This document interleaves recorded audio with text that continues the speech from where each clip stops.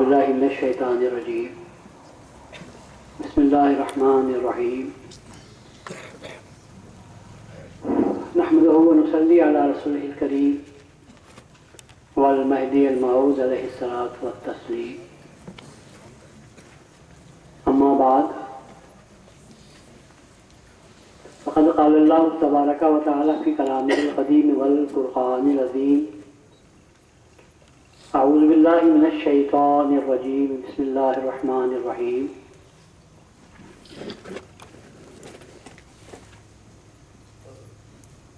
या अय्युहल्लज़ीना आमनू मन यर्तद्द मिनकुम अन दीनिही फसौफ़ यातिल्लाहु बिक़ौमिन युहिब्बुहुम व युहिब्बूनहु इला आखिरिह। मुर्शिदीन किराम, उलमाए इज़ाम, बिरादरान मिल्लत, अज़ीज़ नौजवानों, मोहतरम ख़वातीन और प्यारे बच्चों,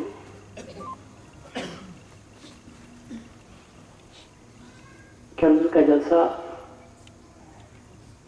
बफ़ज़्ल खुदा व बसदक़े ख़ातिमैन व बदुआए मुर्शिदीन किराम सिर्फ दुआ ही नहीं बल्कि बज़ात खुद बहाज़री मुर्शिदीन किराम अहसन तरीक़े पर पाए तकमील तक पहुँचा। रसूलुल्लाह सल्लल्लाहु अलैहि वसल्लम की सीरत के नक़ूश को, आपके पैगाम को आप हज़रात तक पहुँचाने की कोशिश की। रात काफ़ी हो चुकी थी। आप यकीन मानिए कि नमाज फजर के बाद मुझे लेटना नसीब हुआ था। अब वो ज़माना नहीं रहा, आज से 15-20 साल पहले का था। एक ज़माना था कि मैसूर में मीलाद की रात को 6 मजलिसें एक रात में अटेंड करता था, तकरीर करता था, तो फिर कोई थकन नहीं होती थी और हर तकरीर 1 घंटे की होती थी। और आज ये हालत है कि स्पॉन्डिलिटिस का मरीज़ हूँ, सर्वाइकल स्पॉन्डिलिटिस का मरीज़ हूँ, बैठ नहीं सकता ज़्यादा देर तक, कमर और पीठ दुखने लगती है, ज़्यादा लेटना पड़ता है। इस वजह से मजबूरन कबूल करना पड़ा सदारत को और बैठा भी था। लेकिन आज ज़्यादा तकलीफ़ महसूस हुई उन मुर्शिदीन किराम से जिनकी तकरीर के वक्त में हाज़िर नहीं था, माफ़ी चाहते हुए, अफसोस का इज़हार करते हुए तय किया है कि आइंदा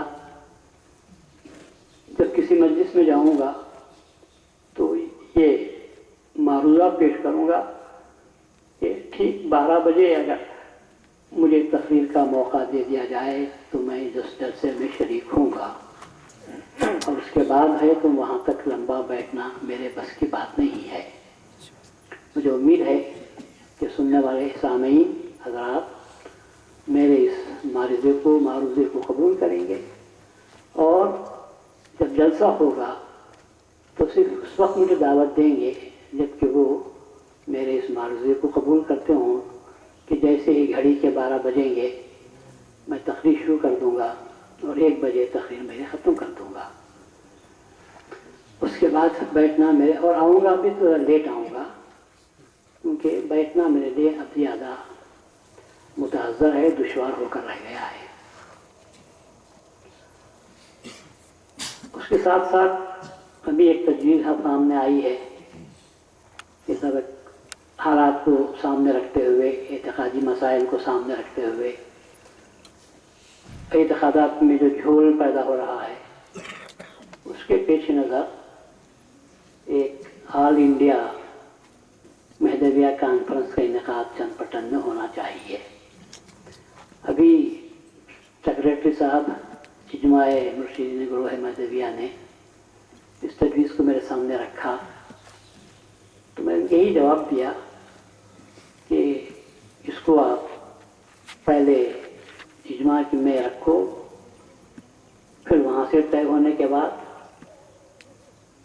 मुख्तलिफ जो तंजीमें हमारी हैं जिनमें अंजुमन महदविया को भी जो अब तक फ़आल नहीं बनी है, कम से कम उसको फ़आल बनने की कोशिश करने का मौका दें और दीगर अंजुमनों को साथ लेकर मशवरा करें पहले, फिर उसके बाद जब इज्तिमाई तौर पर सबके लिए ये तजवीज़ काबिल कबूल है, फिर उसके बाद उसकी तफसीलात के बारे में गौर किया जा सकता है। ज़रूरत तो है इस बात की, लेकिन अगर उसका नतीजा वही होगा जो आजकल के जलसों का होता है, तो फिर ऐसी सूरत में मैं समझता हूँ कि सिर्फ इतना फ़ायदा होगा कि जो मुख्तलिफ लोगों मुख्तलिफ मकामात पर लोग अलग अलग से रहते हैं, उनको एक जगह पर बैठने, मिलने और आपस के ख्यालात में कुछ तबादला करने का उनको मौका मिल जाएगा। लेकिन उसके साथ साथ अमली काम भी हो, तो मैं समझता हूँ कि उस कॉन्फ्रेंस के ज़रिए से न सिर्फ एतक़ादात की हद तक हमको बहस करनी है, बल्कि अमलियात की हद तक भी हमको बहस करनी है। इसलिए कि महदवियत सिर्फ और सिर्फ लोग ये समझते हैं सिर्फ हमारे में उनमें क्या फ़र्क है भाई। हम कहते हैं कि महदी आए और चले गए और दूसरे कहते हैं आने वाले हैं, इसके सिवा क्या फ़र्क है? कहने वाले में और सुनने वाले में आप देखो तो ऐसा मालूम होता है कि बहुत ही मामूली चीज़ है। मैं कहता हूँ इतनी आसानी से इसको मत लीजिए, डोंट टेक इजी। आसानी से इतनी बात तो आप निगल मत जाइए, सोचिए महदवियत क्या है। सिर्फ इतनी बात है कि वो कहते हैं कि आने वाले हैं और हम कहते हैं आए और चले गए। क्या सिर्फ इतना इख्तिलाफ है? ऐसा नहीं है, बहुत सी बातों का इख्तिलाफ है, मगर असल के एतबार से नहीं, बाद वालों के एतबार से। असल शरीयत से हमको कोई इख्तिलाफ नहीं है, असल कुरान से हमको कोई इख्तिलाफ नहीं है, लेकिन बाद में जो मराहिल तय होते गए, कुरान और हदीस की जो तशरीहात सामने आई, उनको अगर सामने रखें और महदी मऊद अलैहिस्सलाम ने कुरान और हदीस को जिस अंदाज में पेश किया, आप उसका मुकाबला करके देखेंगे तो ज़मीन आसमान का फर्क है। महदवियत अफकार आलम में जलजला पैदा करने वाली ताकत का नाम महदवियत है। महदवियत में इस्लाम में उस तबके के बाद जिनको हम खुलफाए राशिदीन के तबके के नाम से याद करते हैं, उस तबके के बाद इस्लाम की कश्ती को खेने वालों ने जिन जिन किनारों तक पहुंचाने की कोशिश की, महदवियत को महदी मऊद अलैहिस्सलाम ने उससे सख्त इख्तिलाफ किया और कहा कि तुम जिस तरह पर काम कर रहे हो ये गलत है, तुमने कुरान को बदल कर रख दिया है, मानी के एतबार से, मतलब के एतबार से, मुराद के एतबार से। अहादीस की सही तशरीह तुमने नहीं की है और वो कर भी नहीं सकते थे, लेकिन उनको इंतजार करना चाहिए था जब हस्ती मबूस हो चुकी, उसके बाद तो अपने आप को संभाल लेना चाहिए था, सुधार लेना चाहिए था। जब हकीकत सामने आ गई तो कुरान क्या कहता है और उसको कहने वाली हस्ती कौन है। जब मुबय्यिन कुरान अल्लाह ताला की मुराद बयान करता है और धड़ल्ले के साथ ये कहता है कि बंदा घर में बैठकर किसी कुरान या उसकी तफसीर को देखकर मैं आपके सामने बयान नहीं करता, اللہ کی جانب سے مجھے جو معلومات بلا واسطہ راست ہوتی ہیں میں ان باتوں کو تمہارے سامنے پیش کرتا ہوں. کیا تب بھی ان علماء کو سمجھ نہیں آئی تھی کہ کیا بات کہی جا رہی ہے؟ لیکن برا ہو اس علم کا، برا ہو اس علم کا جو لبادہ کو علم کا پہنتے ہیں لیکن پوری جہالت اندر بھری ہوئی رہتی ہے، اور وہ مقابل جو ہوتے ہیں تو جہالت مقابلہ کرتی ہے، لیبل علم کا رہتا ہے. مہدی موعود علیہ السلام نے انہی کو علماء سو کے نام سے یاد کیا ہے. عالم کا کام تو وہ ہوتا ہے کہ حق بات کو تسلیم کر لے، لیکن اگر حق بات سامنے آ جائے تو پھر اس کو قبول کرنے میں کوتاہی عمل میں آ جائے، اس کو عالم کے نام سے یاد نہیں کرتے، وہ تو ظالم ہوتا ہے. میں تو کہتا ہوں کہ عالم وہ ہے جو خدا کا عرفان دلاتا ہے، اور جو شخص خدا سے ہٹ کر اپنا عرفان دلانا چاہتا ہے وہ عالم نہیں ہے بلکہ وہ ظالم ہے. مہدی موعود علیہ السلام نے، جیسے کہ میں نے کہا کہ عالم افکار میں زلزلہ آپ نے پیدا کر دیا. بہت سی موٹی موٹی باتیں ایسی ہیں جن کو میں زلزلوں کے نام سے یاد کرتا ہوں. حضرت مہدی موعود علیہ السلام نے ایک انقلابی تحریک کو دنیا کے سامنے پیش کیا تھا، اور ایسی انقلابی تحریک تھی کہ جس سے علماء سو کی چولیں ہل گئی تھی. وہ اس بات کو دعویٰ کرنے لگے تھے بلکہ یقین پیدا ہو چکا تھا کہ اگر یہ بات مان لی جائے، علماء عام لوگوں کے سامنے اگر ان باتوں کو رکھا جائے تو ہماری سرداری اور ریاست باقی نہیں رہے گی. فقط بات تھی تو سرداری کی تھی، ریاست کی تھی، بات تھی تو حکومت کی تھی، بات تھی تو کنٹرول کی بات تھی. عوام پر ہمارا کنٹرول ہے. ہم نے ان لوگوں کو جو سبق پڑھایا ہے وہی سبق ان کو پڑھنا چاہیے. اور اگر ہماری باتوں سے ہٹ کر مہدی موعود علیہ السلام اللہ تعالیٰ کے سچے پیغام کو اللہ تعالیٰ کی دی ہوئی سچی زبان کے ساتھ بیان کرتے ہیں تو یہ لوگ عوام جاگ جائیں گے اور وہ سمجھیں گے کہ یہ علماء ہم کو بھٹکا رہے تھے، اللہ کیا کہتا ہے اور یہ کیا کہہ رہے تھے. یہاں تک کہہ دیا تھا کہ لوگوں تم قرآن پڑھ نہیں سکتے، اگر تم کو قرآن سمجھنا ہے تو ہمارے پاس آؤ، ہم اپنے واضح بیان میں جو باتیں کہتے ہیں وہی قرآن ہے. قرآن سے دور کر دیا، اللہ تعالیٰ کے مقدس اس کلام سے دور کیا جو انسانوں کے لیے دستور حیات بن کر آیا تھا. اللہ تعالیٰ نے اس کتاب کو نازل کیا تھا جو ان کے لیے ضابطہ نجات تھا. عوام کو قرآن سے دور کیا،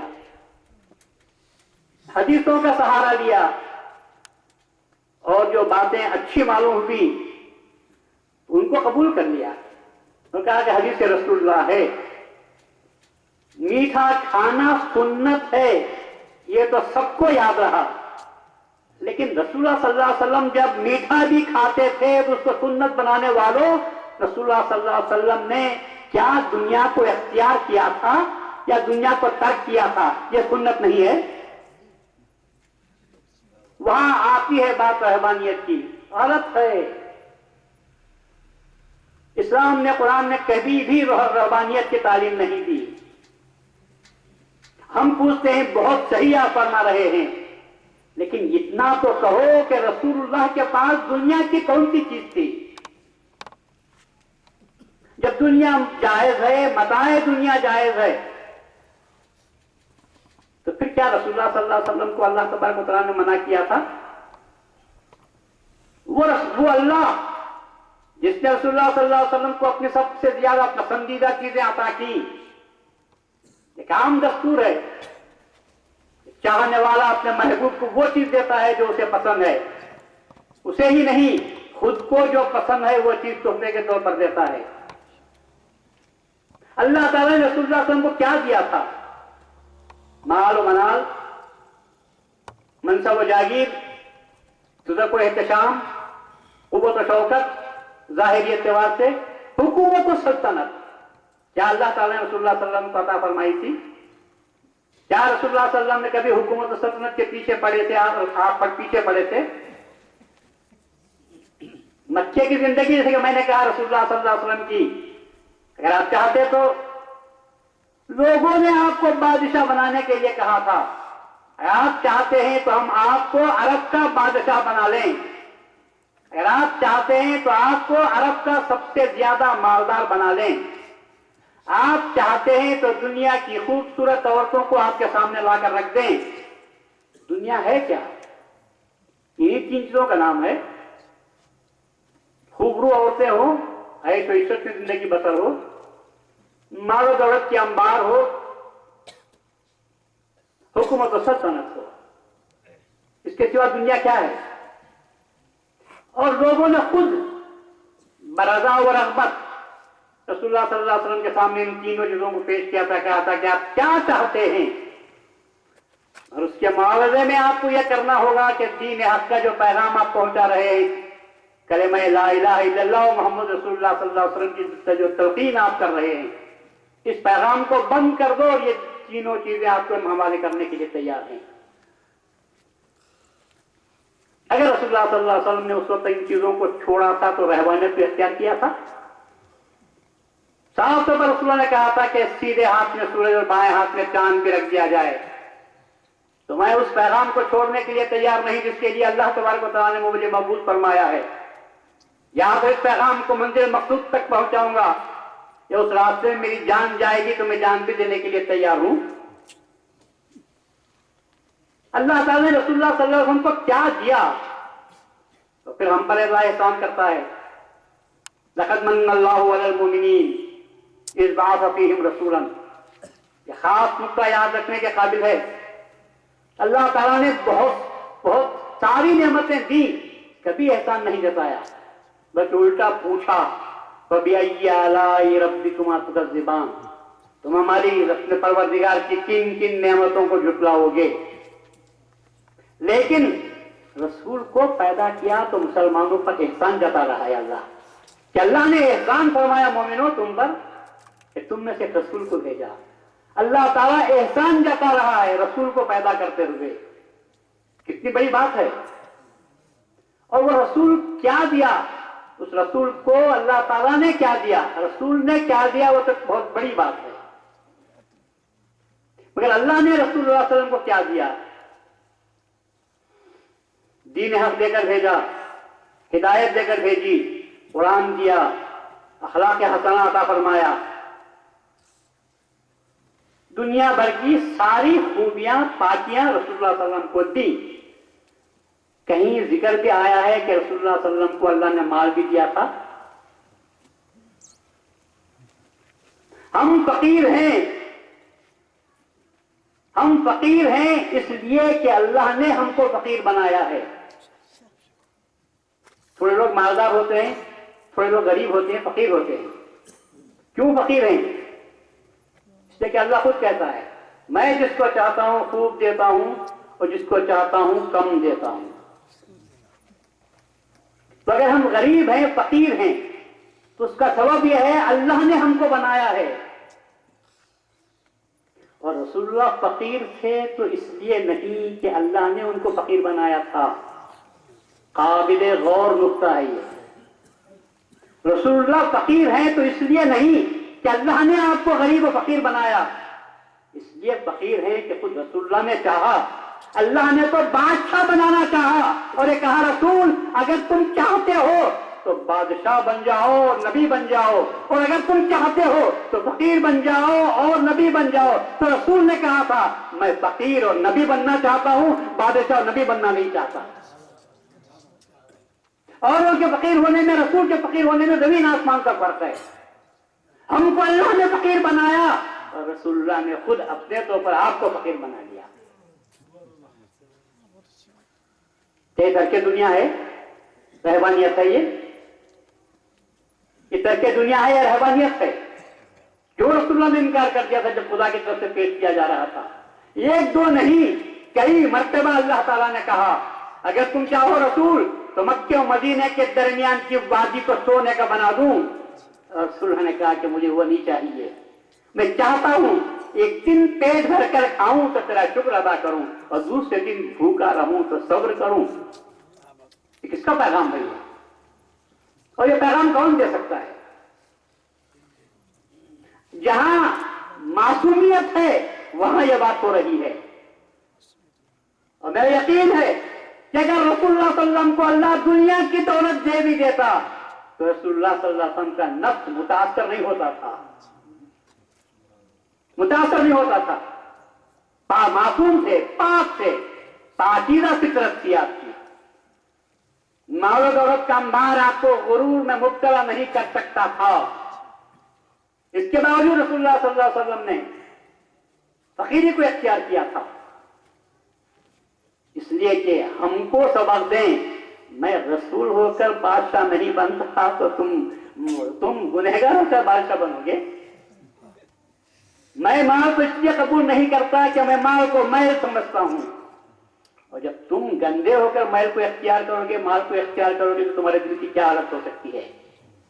मैं माल को इसलिए इख्तियार नहीं करता कि मुझे खुदा के पास जाना है, और तुम माल को इसलिए इख्तियार करते हो कि तुम खुदा से तुमको दूर भागना है।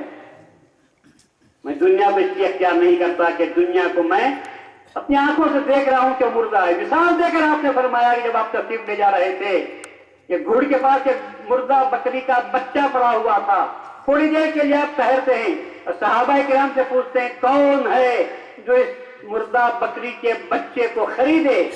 तो सहाबा कहते हैं या रसूलल्लाह, ये कैसी बात आप फरमा रहे हैं? ये मुर्दा है और बकरी का छोटा बच्चा मुर्दा है, इसको कौन खरीदेगा? तो रसूलुल्लाह ने जवाब दिया दुनिया इससे भी ज्यादा मुर्दार है। क्या चीज थी है?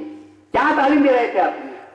और आप ये चाहते हैं कि नहीं, हमको रसूलुल्लाह की जबान से करके दुनिया करो, ये बात हम सुनना चाहते हैं।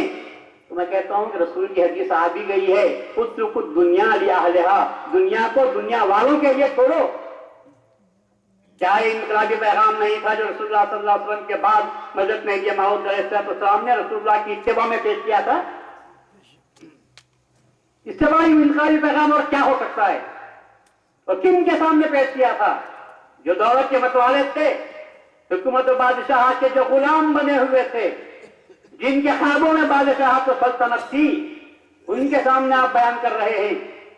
एक तरफ तो किसरा है, कैसर है, बड़ी बड़ी हुकूमतें उस वक्त की जो ताकतें थी, शहंशाहें थी, उनके सामने भी आप उनको देखते हुए भी आप ऐलान कर रहे हैं कि नहीं, ये चीज हम हमारे लिए सरोकार नहीं है, तो हमसे किसका कोई वास्ता नहीं है। तो रसूलुल्लाह सल्लल्लाहु अलैहि वसल्लम ने कहा उत्रुकु दुनिया लिअहलिहा। ऐसे भी लोग थे जो उनके महलों में जाते थे, वहां का तुझक को एहतशाम भी देखते थे, उनकी नाज बर्दारियों को देखते, शराब और कबाब को देखते, आला दर्जे के जर्क बर्क लिबास को देखते, तो फिर आकर यहां बयान करते के साथ उन दरबारों का क्या हाल है। मगर रसूलुल्लाह सल्लल्लाहु अलैहि वसल्लम को जरा बराबर भी हिर्स और लालच पैदा नहीं हुई। क्यों? इसलिए कि उन्होंने बादशाहों का दरबार देखा होगा। रसूलुल्लाह सल्लल्लाहु अलैहि वसल्लम बादशाहों के बादशाह के दरबार में आप पहुंचे हुए थे। उनके सामने उनकी क्या हालत थी, क्या हैसियत थी? वो सब समझ रहे थे कि कुछ भी नहीं है, ये सब फना होने वाले हैं। इब्राहिम आदम रहमतुल्लाह अलैह अपने महल में सो रहे हैं, छत पर देखा कि चंद लोग आकर गड़बड़ कर रहे, भाग रहे हैं छत पर। आपने कहा कि पहरेदार है, गेट है, कई पहरेदार हैं वहां पर, फिर ये लोग मेरी छत पर कैसे आ गए? तो आप थोड़ी देर बर्दाश्त करते रहे। उसके बाद पूछा भाई तुम कौन हो और कैसे आए हो और किस मकसद से तुम यहां आए हो? उन्होंने कहा एक हमारा ऊंट गुम हो गया है, उसको ढूंढते हुए हम यहां पर आ गए हैं, यहां तक आ गए हैं। तो فوری ابراہیم اعظم نے فرمایا نادانو بادشاہ کے محل کے چھت پر بھی کہیں اونٹ آ سکتا ہے جسے تم ڈھونڈ رہے ہو، اس کو تو جنگل میں ڈھونڈنا چاہیے، میرے محل کے چھت پر اونٹ کو تم ڈھونڈتے ہو۔ تو انہوں نے جواب دیا ہم تو نادان نکلے مگر ہم سے بڑھ کر نادان وہ ہے جو بادشاہ جو محل کی چھت کے نیچے رہ کر خدا کو ڈھونڈتا ہے۔ ہم سے بغیر نادان تو وہ ہے جو محل میں رہ کر خدا کو ڈھونڈتا ہے۔ ابراہیم اعظم نے سمجھا یہ اللہ کی طرف سے ایک اشارہ ہے، یہ کوڑا ہے جو مجھے بتایا جا رہا ہے کہ تم خدا کو ڈھونڈتے ہو محل میں رہ کر، بادشاہ بنتے ہوئے تم خدا کو ڈھونڈنا چاہتے ہو۔ تازیہ نہ سمجھا اس بات کو، اور اپنے بچے بیٹے کو بلایا اور کہا بیٹا یہ حکومت سلطنت تمہارے حوالے کرتا ہوں اور میں اللہ کی طرف میں نکل رہا ہوں۔ کیا یہ رہبانیت ہے؟ لوگوں نے نہ قرآن پڑھا ہے، نہ حدیث کو صحیح سمجھا ہے، نہ اولیاء اللہ کے حالات کو انہوں نے پڑھا ہے۔ کہیں سے چند باتیں ہم علماء سو کی باتوں کو سن لیتے ہیں جن کے سامنے محض دنیا کا رنگ و روغن باتوں کو ملمہ سازی کے ساتھ پیش کرتے ہوئے کسی طرح دنیا کو بٹورنا ہوتا ہے، ان کی باتوں کو سنتے ہیں، درباروں میں جا کر سلامی عرض کرتے ہیں، قدم بوسیاں کرتے ہیں بادشاہوں کی، محض اس وجہ سے کہ بادشاہ کے منظور نظر ہو جائیں تو ہم کو کوئی دنیا مل جائے گی، اور اس حدیث کو بھول جاتے ہیں جس میں رسول اللہ نے کہا تھا نجاست پر بیٹھنے والی مکھی اس عالم سے بدتر ہے یا وہ عالم اس سے بدتر ہے جو بادشاہوں کے دربار میں جاتا ہے، اس سے وہ مکھی اچھی ہے جو غلاظت پر بیٹھتی ہے۔ کیا یہ حدیث یاد نہیں رہتی؟ مہذبیوں کو اخراج کس نے کروایا؟ بادشاہوں کے کان کس نے بھرے؟ الزامات کس نے لگائے تھے؟ بے دینی کے، کفر کے فتوے کہاں سے جاری ہوئے تھے اور کس کے کہنے سے جاری ہوئے اور کس کے کہنے سے نافذ ہوئے تھے؟ بادشاہ کو تو کوئی فکر نہیں تھی۔ انہی علماء نے کہا تھا کہ یہ غلط فکر ہے، یہ غلط مسلک ہے، ان کو رہنے نہ دیا جائے، ورنہ اگر ان کو چھوڑیں گے تو آج فتنہ چھوڑا ہے، آج چنگاری ہے، کل شورا بنے گا، شورا جوالا بن جائے گا، یا تو ان کو قتل کر دیا جائے یا ان کو یہاں سے نکال دیا جائے۔ بجولاں کیا گیا، سلاسل زنجیر میں مقید کر دیا گیا،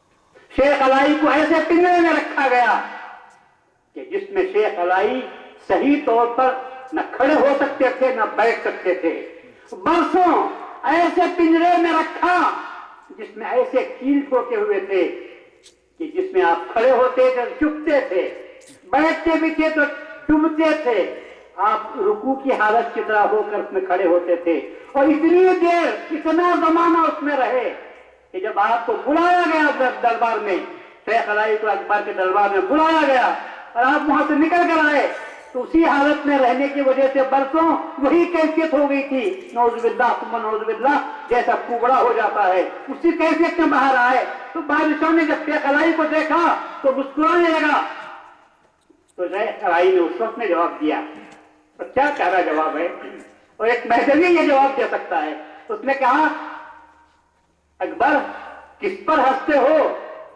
کوزے پر ہنستے ہو یا کوزہ بنانے والے پر ہنستے ہو؟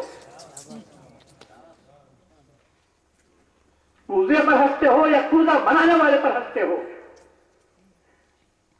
شیخ علائی نے کبھی نہیں کہا کہ سب تیرے حکم سے ہوا ہے، تیری حکومت کے جلادوں نے ظالموں نے مجھے یہ حالت میں پہنچایا ہے۔ کہا تو صرف یہ کہا جو کچھ ہوتا ہے وہ خدا کی مرضی سے ہوتا ہے، اور میں اس حالت میں پہنچا رہی ہوں، کیا مجال کہ خدا کا ارادہ نہ ہوتا اور میں اس حالت میں پہنچ جاتا؟ کیا مہدوی کے سوا کوئی یہ بات کہہ سکتا ہے؟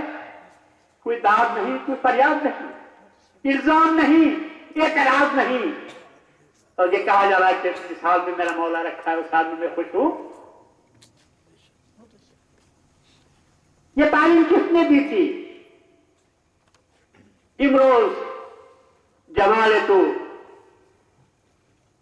امروز جمال تو در آشکار دیدان. آج کے دن تو میں نے تیرے جمال کو دنیا میں ظاہر طور پر دیکھ لیا ہے. در حیرتم کہ وعدہ پردہ برائے چیز، اور حیرت میں پڑا ہوا ہوں قیامت میں تو دکھانے کا وعدہ کیا ہے، یہ وعدہ کیسا ہے یہ، جبکہ میں روزانہ تیرے جلوے کو دیکھ رہا ہوں. میں روزانہ تیرے جلوے دیکھ رہا ہوں. اور جلوے کے معنی حسن و خوبصورتی کے تو نہیں ہوتے. جلوے کل یوم ہوا سی شان ہے، ہر وقت اس کی نئی شان ہوتی ہے. مصیبت میں بھی ڈالتا ہے تو اسی کی شان ہے، راحت میں بھی رکھتا ہے تو اسی کی شان ہے. ارے مہدوی کی نظر کچھ اور ہی ہوتی ہے. کوئی تعلیم ہے ماؤد اسلام. اسی لیے میں کہتا ہوں زلزلہ تھا عالم افکار پر ایک زلزلہ پیدا کرنے والی ہستی کا نام ہے ماؤد. دنیا کہہ رہی تھی کہ خدا کو دیکھا نہیں جا سکتا. مہدی ماؤد نے دنیا کے سامنے پیش کیا کیا بات کرتے ہو. اللہ نے کیا یہ نہیں کہا وما خلقت الجن والانس الا لیعبدون. اور لیعبدون کے تعریف میں آپ نے کہا لیعرفون. معرفت سے خدا کو منظور نہ ہوتی تو خدا پیدا نہ کرتا ہم کو. خدا نے خود کہا لوگ بھی مانتے ہیں کنز کنزم مخفیہ فاردت ان اعرف فخلقت الخلق. میں چھپا ہوا خزانہ تھا، ہم کو خبر بھی نہیں تھی. لیکن خزانہ چھپا ہوا ہو تو پبلک کے کیا کام آتا ہے.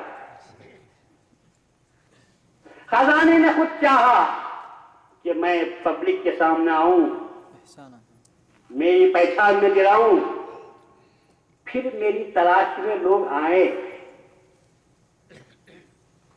یاد رکھو عشق میں مبتلا کرنے والی چیز حسن ہوا کرتی ہے.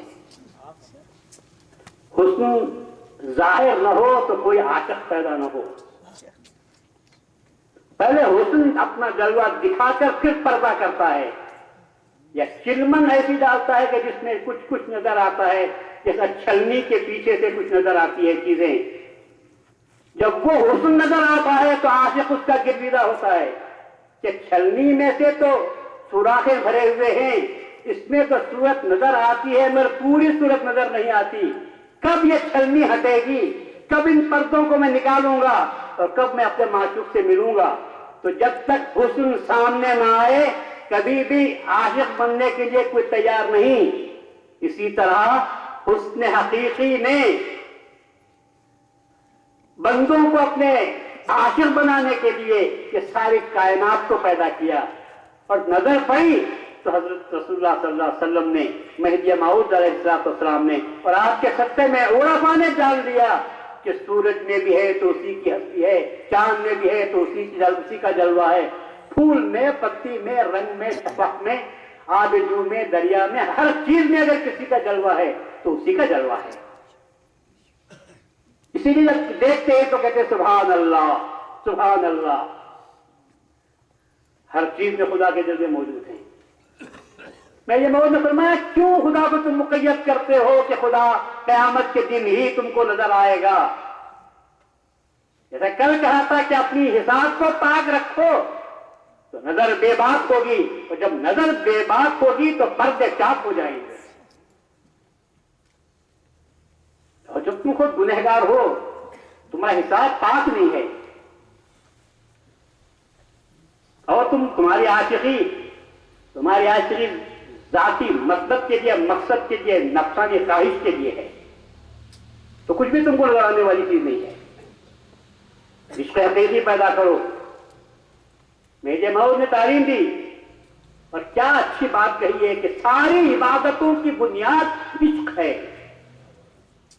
عبادتوں کی بنیاد عشق ہے. اور میں تو کہوں گا تو آپ حیرت کریں گے، وہ مہدی موعود نے یہ کہا ہر عبادت اس لیے کرتے ہیں کہ عشق فرض ہے اور عشق کو ادا کرنے کے لیے یہ تمام نمازیں پڑھتے ہیں. عشق نہ ہو نماز پڑھ کر دیکھو کیا ملے گا. सिवाय उठक बैठक के कुछ भी नहीं है। और मैं अपनी तरफ से नहीं बोल रहा हूं, खुद अल्लाह कहता है कि उसकी नमाज को उसके नमाजी के मुंह पर मार दो, इसलिए कि उसने नमाज मेरे लिए नहीं पढ़ी थी। रोजा रखा जाता है तो क्या रसूलुल्लाह ने यह नहीं फरमाया? बहुत से रोजेदार ऐसे हैं जिनको सिवाय भूखे रहने के कुछ नहीं मिलेगा। मतलब क्या हुआ? मतलब क्या हुआ? मेरे इश्क में जो मेरा रंग इख्तियार करता है वो रोजेदार है। जब वो समझता है कि मेरा आका हमेशा भूखा रहता है, खाता नहीं, खिलाता है, तो बंदा ये चाहता है हमेशा तो नहीं कर सकता, अल्लाह रमजान के महीने में दिन में मैं हमरंग होने की कोशिश करूंगा। तो अल्लाह कहता है इतनी बात तू कह देता है तो बड़ी पसंद है, तो इसका जवाब यह होगा कि हर चीज को मैं हर चीज का अजर मैं दिलवाऊंगा और रोजे का मैं खुद दूंगा। और एक रिवायत में है कि रोजे का अजर मैं खुद मेरी जात है, तूने चूंकि मेरा रंग इख्तियार किया था इसलिए मैं अपने आप को तेरे हवाले करता हूं। इसको नहीं तो और क्या है? ज़कात पैसा देना इंसान के लिए मुश्किल, लेकिन जो खुदा की मोहब्बत खुदा का इश्क पैदा होता है तो बात ही और है। हजरत इमाम जाफर सादिक से पूछा, हजरत ज़कात का निसाब क्या है? तो आपने पूछा तेरी ज़कात या मेरी ज़कात? उसने कहा कि ज़कात की भी दो किस्में हैं। कहा ज़कात की भी दो किस्में हैं, तेरी ज़कात अलग है और मेरी ज़कात अलग है, तो वह दोनों ही फरमा दीजिए। तो कहा तेरी ज़कात यह है कि 100 में से 2.5 रुपये निकाल दिए जाएं और 97.5 रुपये तू अपने खर्च के लिए रख ले, और मेरी ज़कात यह है कि 97.5 दे दूं और 2.5 रुपये अपने पास रखूं। और आगे बढ़कर बढ़ने वालों ने कहा पूरे का पूरा दे दो, फिर अल्लाह पर तवक्कुल करो। यह तरीका सिखाया था हजरत रसूलुल्लाह सल्लल्लाहु अलैहि वसल्लम ने, और रसूलुल्लाह की इत्तिबा में, रसूलुल्लाह की इत्तिबा भी नहीं कहता, रसूलुल्लाह की मोहब्बत में, रसूलुल्लाह के इश्क में सिखाया था। हमको ये सबक दिया तो अबू बकर सिद्दीक ने दिया था। रसूलुल्लाह ने कहा था कि कंधे की अपील की और कहा कि माल लाकर डालो, तो सबने अपना अपने हिसाब से माल निकाला। उमर फारूक ने आधा माल दिया और जरा दिल में ख्याल पैदा हुआ कि आज अबू बकर मुझसे बढ़ नहीं सकते, इसलिए कि माल का ढेर ज्यादा था। और उसके बाद जब रसूलुल्लाह सल्लल्लाहु अलैहि वसल्लम ने पूछा उमर क्या लाए हो और घर में क्या रखा है, तो कहा या रसूलुल्लाह आधा माल लाया हूं और आधा माल रखा हूं। अबू बकर सिद्दीक अपना माल लाकर रखे, छोटी पोटली थी। अबू बकर सिद्दीक की बात को मनवाने के लिए, फजीलत को समझाने के लिए रसूलुल्लाह ने पूछा अबू बकर लाए क्या हो और घर वालों के लिए रखा क्या है? तो जवाब दिया या रसूलुल्लाह घर में जो था वह आपके सामने है और घर वालों के लिए अल्लाह उसके रसूल की बात कर कर आया हूं। ये रहबानियत है, बीवी बच्चों को भूखा मारना है ये।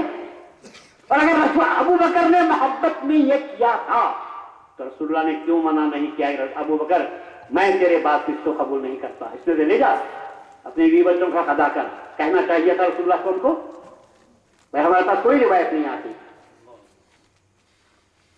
बात क्या थी? बात वही थी जिसे महदी माऊद ने 2 लफ्जों में अदा कर दिया, 2 लफ्जों में अदा कर दिया। और आपने फरमाया वो आलियत, अबू बकर का मजहब आलियत का था, उमर फारूक का मजहब रुखसत का था। हर चीज के 2 पहलू होते हैं। महदी माऊद अलैहिस्सलाम ने समझा दिया फर्क को। अब इसके बाद अंदाजा होता है रसूलुल्लाह सल्लल्लाहु अलैहि वसल्लम का अमल आलियत का था या रुखसत का था। मैं आपको मिसाल देकर समझाऊं, रसूलुल्लाह सल्लल्लाहु अलैहि वसल्लम के घर में हफ्तों चूल्हा नहीं सुलगता था। बीबी आयशा से पूछा गया क्या खाते थे? फरमाया कि बकरी का दूध पी लिया करते थे और खुरमा खजूर खा लिया करते थे। और कहा कि कभी गोश्त की ख्वाहिश पैदा हो तो गोश्त खाने का तरीका क्या था, कैसे खाते थे? कहा कहीं से आ जाता हदियतन तो हम गोश्त पका लेते थे, वरना हमारे पास हफ्तों चूल्हा नहीं सिलगता था। यह अमल किसका है? रसूलुल्लाह सल्लल्लाहु अलैहि वसल्लम का है। दामाद وہ عثمان ہیں جن کو دنیا رسول نے غنی کے نام سے یاد کیا ہے.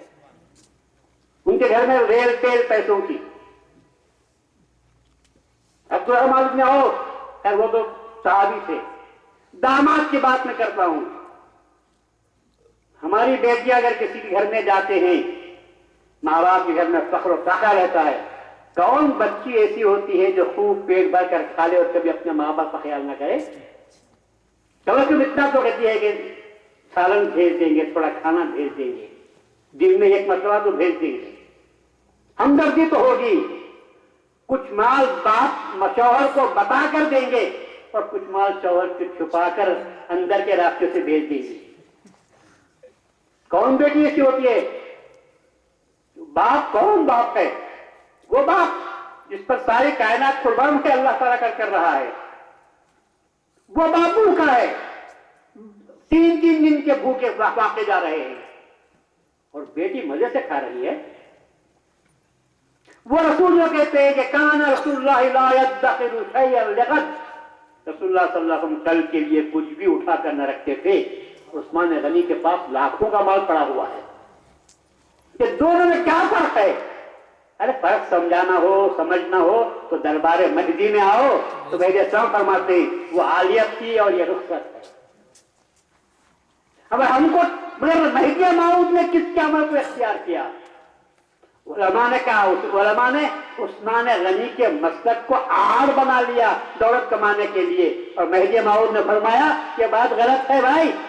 عثمان غنی کو بھی جب دربار میں اللہ کے پاس پہنچایا جائے گا تو تمام صحابہ کے آخر میں جانا پڑے گا.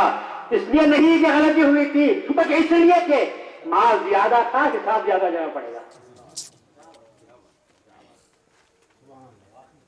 تو کون کس نے کس کی اتباع کی؟ لوگ یہ سمجھتے ہیں کہ رسول مہدی موعود نے صحابہ کی اتباع کی. میں کہتا ہوں خبردار، اس سے بری گالی نہیں ہو سکتی. مہدی موعود نے اتباع کی کس کی؟ ارے اپنے مذہب کی بنیاد بنایا تو مذہب ماں کتاب اللہ کو اتباع محمد رسول اللہ کہا. ہاں روایت آئی ضرور ہے کہ میری اتباع کرو اور میرے بعد خلفائے راشدین کی بھی اتباع کرو. علیکم بسنتی و سنت الخلفائے الراشدین من بعدی، یہی بات آئی ہوئی ہے. تو خلفائے راشدین کی اتباع کب کریں گے؟ جس مسئلے میں رسول اللہ کی سنت ہم کو مل جاتی ہے وہاں خلفائے راشدین کے پاس جانے کی ہم کو ضرورت باقی نہیں رہتی. ہاں جہاں رسول کی سنت نہیں ملتی تو پھر ہم پوچھیں گے خلفائے راشدین کیا کرتے تھے، اس مطلب کو ہم اختیار کریں گے.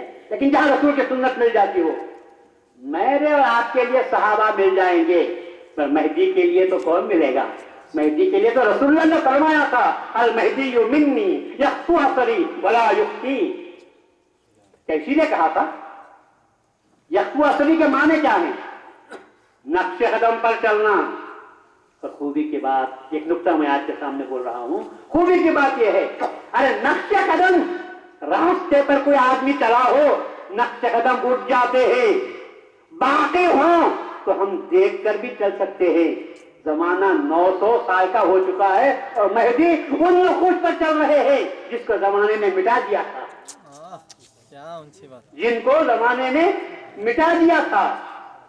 علماء نے مٹایا، بادشاہوں نے مٹایا، اولیاء اللہ نے مٹایا، مفسرین نے مٹایا، محدثین نے مٹایا، فقہاء نے مٹایا، متکلمین نے مٹایا. اس راستے پر سب کے سب کاروان کے کاروان گئے ہیں. کیا وہ نقش قدم باقی رہ سکتے ہیں؟ مہدی موعود نے کیسے مہدی موعود چلے ہوں گے جب رسول نے کہا تھا کہ میرے نقش قدم پر چلے گا. ایک ہی بات سمجھ میں آتی ہے، وہ ایمان کی بات ہے. ارے خود چلے نہیں، چلانے والا چلایا تو چلے ہوں گے. چلانے والا چلایا تو چلے ہوں گے، خود سے نہیں چل سکتے. پر وہ جو بنایا تھا چلانے کے لیے بنایا تھا، چلانے والے نے نقش قدم کو دکھا دیا تو پھر اس پر آپ چلے. ایسے چلے کہ دنیا والے بڑے بڑے علماء اعتراض نہ کر سکے، انکار نہ کر سکے. ورنہ سب کے سب اپنے ناخنوں کو تیز کر کر، اپنے قلموں کی نوکوں کو چھیل کر بیٹھے ہوئے تھے کہ جہاں غلطی ہو جائے وہیں پیر پکڑنے پر آپ کو وہیں پر انجیکشن دے دیں. لیکن پورا راستہ آپ چلے ہیں. अफगानिस्तान तक आप तशरीफ ले गए, रेगदारों में चलते हुए आप गए, बादशाहों के नाम आपने खतूत लिखे, कई बादशाह आपके ताबेदार हो गए थे, जागीरदारों का तो कोई हिसाब नहीं। लेकिन क्या कभी मेहदी मौऊद अलैहिस्सलाम की उस रविश में जो मेहदी रसूलुल्लाह की इत्तिबा में आपके सामने थी, किसी ने कोई फर्क देखा? कहीं दुनिया आपके पास आई? लोग हदीस को बयान करते हैं कि रसूलुल्लाह सल्लल्लाहु अलैहि वसल्लम एक मर्तबा बीबी फातिमा के घर तशरीफ ले गए, दरवाजे पर एक पर्दा देखा जिस पर कुछ आड़ी टीड़ी लकीरें या कुछ बने हुए थे, कुछ नक्श आ गया था। रसूलुल्लाह सल्लल्लाहु अलैहि वसल्लम वापस आ गए और जब बीबी फातिमा को मालूम हुआ कि रसूलुल्लाह आए तो थे आपके घर पर, मैं फौरन घर से फिर वापस हो गए, तो बीबी फातिमा दौड़ती हुई गई और कही, अब्बा जान मैंने सुना कि आप आए तो थे, मेरे घर तशरीफ नहीं लाए, दरवाजे से ही पलट गए, आखिर मुझसे क्या गलती हो गई? तो रसूलुल्लाह ने क्या यह जवाब दिया? उलमा ने इस बात को नहीं लिखते कि बेटा आया था तुझसे मिलने के लिए, लेकिन दरवाजे पर जो पर्दा था उस पर दुनिया को देखा तो वह पलट गया। इससे बढ़कर भी कोई बात है? अगर यह रहबानियत है तो रसूल की इख्तियार करना है, और अगर करके दुनिया है तो मेहदी ने सबक दिया है। क्या ऊंची बात। मेहदी में क्या है? आप उठाकर देखिए, सीरत रसूल को पढ़िए। जो लोग सीरत रसूल से ना बलद हैं वही मेहदी मौऊद पर एतराज कर सकते हैं, और जिन लोगों के सामने रसूलुल्लाह सल्लल्लाहु अलैहि वसल्लम की सीरत आई हुई है, वो सीरत जो किताबों में आई है, और मेहदी मौऊद किताबों को पढ़कर रसूल की सीरत पर नहीं चले। अभी मैंने कहा खुदा ने दिखाया तो आप चले हैं, बहुत बड़ा फर्क है। मैं भी मुत्तबे सुन्नत हूं का दावा करता हूं नहीं, मुत्तबे सुन्नत होने का मैं भी दावा करता हूं, और उसकी बुनियाद हदीस की किताब है। हदीस की किताब को सामने रखता हूं कि रसूलुल्लाह ने ऐसा किया, मैं करता हूं। तो क्या मेहदी मौऊद अलैहिस्सलाम ने हदीसों की किताबों को सामने रखकर अमल किया था? और अगर अमल करते होते तो अमल एक ना आता। अगर करते होते किताबों को देखकर तो अमल एक ना आता। इसलिए कि रसूल की हदीस को हम देखते हैं, रसूल मेरे चैलेंज है, रसूल की हदीस की किताबों को पढ़ने वाला एक नमाज तो मुझे पढ़कर बता दे, एक नमाज मुझे पढ़कर बता दे, दुनिया का कोई अमल नहीं। एक रिवायत में आया है कि रसूलुल्लाह सल्लल्लाहु अलैहि वसल्लम कानों तक उठाते थे, उंगलियां कानों की लोलकियों तक अंगूठे उठाते थे। रिवायत में आया है कि आप ऊंचा करते थे, रिवायत में आया है कि आप सीधे भी करके खड़े हो जाते थे। ये एक नमाज पढ़ के बता दो, नमाज नहीं, तकबीर तहरीमा, सख्त तकबीर तहरीमा, रसूल की सुन्नतों को, हदीसों की किताबों को पढ़कर मेरे सामने बता दो कि रसूल ने ऐसा किया। वरना फुक़हा में इख्तिलाफ क्यों होता? अहले हदीस से तबका क्यों पैदा होता? अब इमाम आज़म और इमाम शाफ़ी में इख्तिलाफ क्यों होता? मालिक और हम्बली में फर्क क्यों होता? इनके फर्क करने की वजह क्या है? यही हदीसों की किताबें हैं। मेहदी मौऊद की तशरीफ आवरी जो मैं कह रहा हूं, अफ़कार आलम, इस्लामी अफ़कार आलम में जलजला पैदा करने को आए थे। आपने तमाम ऐसा छप्पन जलजला पैदा कर दिया। आपने कहा तुम मालिक की इत्तिबा करते हो, तुम शाफ़ी के मजहब की इत्तिबा करते हो, तुम इमाम अहमद बिन हंबल के मजहब की इत्तिबा करते हो, तुम इमाम आज़म की इत्तिबा करते हो, और मैं इत्तिबा करता हूं तो रसूलुल्लाह की इत्तिबा करता हूं। इत्तिबा मोहम्मद रसूलुल्लाह। अब आप अंदाजा लगाओ, इन सहज जुमलों को ना देखो, इस जुमले की तह में जो मजहब है उसको आप देखो, कौन किसकी इत्तिबा कर रहा है। और एक शख्स ये कहता है कि अबू हनीफा की इत्तिबा करता हूं, और एक शख्स ये कहती है कि मैं मोहम्मद रसूलुल्लाह की इत्तिबा करती हूं। फर्क महसूस करते हो दोनों में? कौन किसके पास जाएगा क़यामत के दिन? एक जाएगा इमाम अबू हनीफा के पास, और एक जाएगा तो रसूलुल्लाह सल्लल्लाहु अलैहि वसल्लम के पास जाएगा। अबू हनीफा के फैसले में, अबू हनीफा के मजहब में, अबू हनीफा के मसले में इख्तिलाफ हो सकता है, खता का भी एहतिमाल है, सवाब का भी एहतिमाल है। मगर रसूलुल्लाह सल्लल्लाहु अलैहि वसल्लम के पास कोई बात नहीं है, एक ही बात है, सिर्फ सवाब ही सवाब है, सेहत ही सेहत है। لوگوں کو چاہیے کہ رسول اللہ صلی اللہ علیہ وسلم کے عمل کو ملا کر. اب میں آپ سے پوچھتا ہوں، یہ اختلاف کرنے والوں کے سامنے اگر کبھی رسول اللہ خواب میں آ جائیں اور یہ کہے کہ بھائی تو جو